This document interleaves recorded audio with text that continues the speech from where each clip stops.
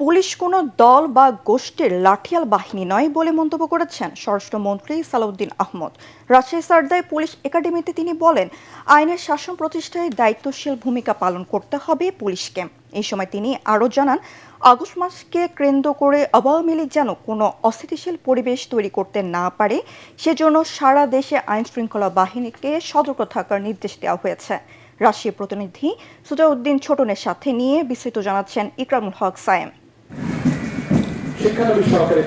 রাজশাহীর সারদা পুলিশ একাডেমির প্যারেড গ্রাউন্ডে পুলিশের ২৭তম বিসিএস ব্যাচের কর্মকর্তাদের সমাপনী কুচকাওয়াজ অনুষ্ঠানে অংশ নেন স্বরাষ্ট্রমন্ত্রী সালাউদ্দিন আহমদ।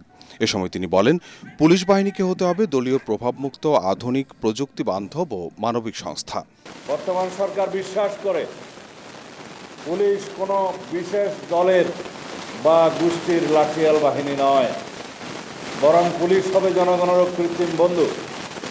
আমাদের নির্বাচনী ইশতেহারে আমরা দায়িত্বহীনভাবে ঘোষণা করেছি জননিরাপত্তা নিশ্চিত করা এবং পুলিশ বাহিনীকে দলীয় প্রভাবমুক্ত করে একটি আধুনিক, সেবাধর্মী ও মানবিক সংস্থায় রূপান্তর করাই আমাদের মূল লক্ষ্য।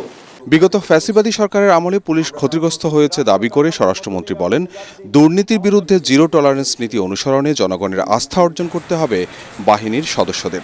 ২৪-এর ছাত্র গণ অভ্যুত্থানের পরের যে গণমানুষের প্রত্যাশা, জাতির প্রত্যাশা, বর্তমান রূপান্তরমূলক এই রাষ্ট্র কাঠামোর মধ্য দিয়ে আমরা যে যাচ্ছি, আমাদের জাতির যে প্রত্যাশা, সেই প্রত্যাশাকে আপনারা পূরণ করবেন, দুর্নীতিমুক্ত থাকবেন।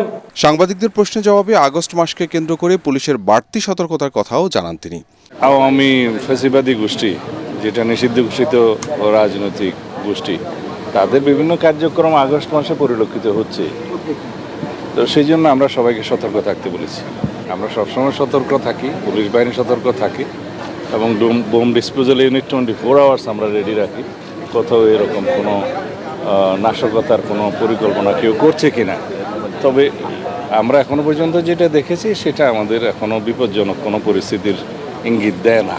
সারদায় সমাপনী কুচকাওয়াজের মধ্য দিয়ে ২৭তম বিসিএস ব্যাচের পুলিশ কর্মকর্তাদের প্রথম পর্যায়ের মৌলিক প্রশিক্ষণ শেষ হয়। ইকরামুল হক সায়েম, এটিএন বাংলা।